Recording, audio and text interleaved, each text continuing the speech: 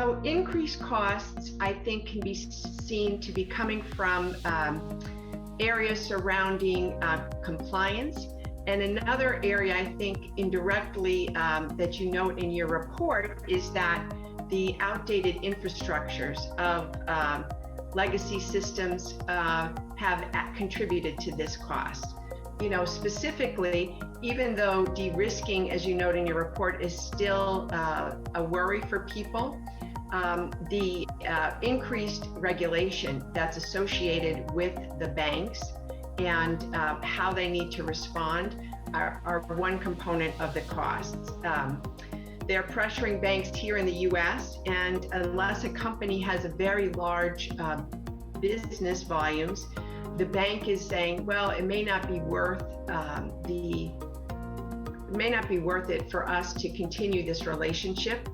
And I think that legacy systems play into that.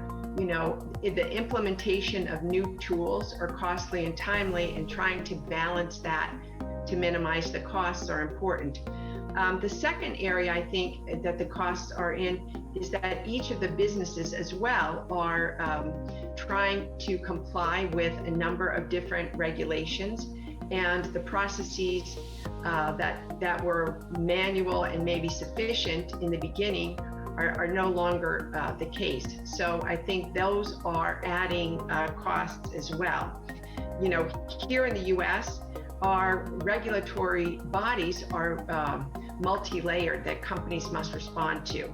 We have federal regulations at FinCEN. We have the Consumer Financial Protection Bureau that's governing how remittances are flowing. And we have other federal agencies such as OFAC, monitoring, and Federal Trade Commission, how you're advertising. MTs here in the United States have 49 different entities in which to deal with, from a licensing, application, and examination perspective. So implementing those and managing those in a manual process with increased pressure from the regulatory agencies, I think, has significantly increased their cost, and those costs then are filtering down to the consumers.